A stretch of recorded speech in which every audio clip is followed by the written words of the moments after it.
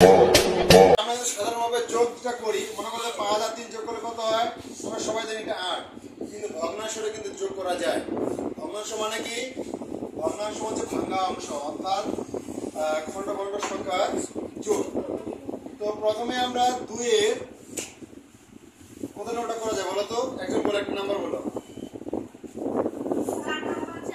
4। 2 এর 4 নাম্বার লিখি। নিচে যে আছে 7 ভাগের 3, তারপর দেওয়া আছে 3 ভাগের 1। তাহলে আমরা এটা কি করবো? আগে সমহর করবো। 3 এবং 7 এর কি করবো? লসাগু করবো। তাহলে আমরা কি 7 এর লসাগু বের করে নিই। 7 এর লসাগু মানে 7, তারপর 14, তারপরে কত বলো তো? 21, তারপরে কত? 28। ঠিক আছে?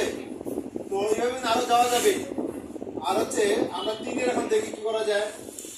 প্রথমে 3 একে 3, তারপর 3 2 6, 3 2 9, 3 4 12, 3 5 15, 3 6 18, 3 7 এই দেখো।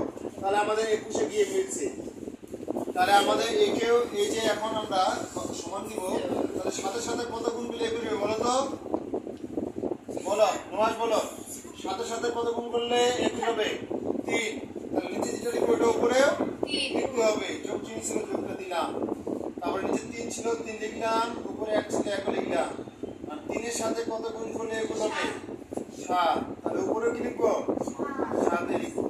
তাহলে নিচে কত হলো এখন আমাদের? 3 সাথে 21, উপরে 3 3 এ এগুলো 9, যোগ 3 সাথে 21, 7 একে 7। ভাই যে নিচে সমহর হয়ে গেল। সমহর হয়ে গেলে কিন্তু একটু সুবিধা আছে, আপনারা পড়ার সুবিধা। প্রথমে তাহলে আমরা দুটোর মধ্যে একটা 21 লিখলাম, 9 আর 7 যোগ করে দিলাম। ঠিক আছে? তারপরে এখানে যেহেতু আমার জায়গা নাই, আমি এইদিকে একটু সাইডে লিখতেছি, যে 9 দিকে যে 21 উপরে 9 আর 7 যোগ করলে কত হয় বলো? 16। এখন হচ্ছে 21 ভাগের 16 ভাগ। তো এটাকে কি লঘিষ্ঠ করা যায় বলো তো? 3 দ্বারা 21 কে লঘিষ্ঠ ছোট করা যায়, কিন্তু 3 দ্বারা আবার 16 কে যায় না।